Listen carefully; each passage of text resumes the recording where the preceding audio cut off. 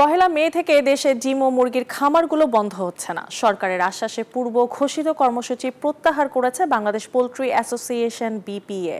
সোমবার বাংলাদেশ পোল্ট্রি অ্যাসোসিয়েশনের সভাপতি, সাধারণ সম্পাদক ও বিভিন্ন জেলার 10 থেকে 12 জন প্রান্তিক খামারির সঙ্গে প্রাণী সম্পদ অধিদপ্তরের মহাপরিচালকদের নেতৃত্বে এক বৈঠক অনুষ্ঠিত হয়।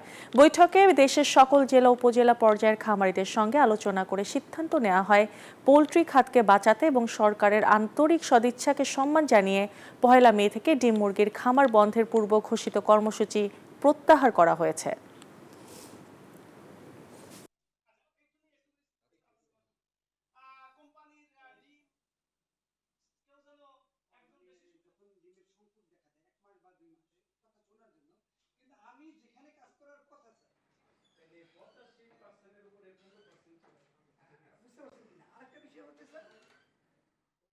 বান্ডেল থাকলে প্রতি সেনমানিতে টাকা বাঁচবে। বিকাশ সেনমানি বান্ডেল কিনে জিতুন প্রতি লেনদেনে।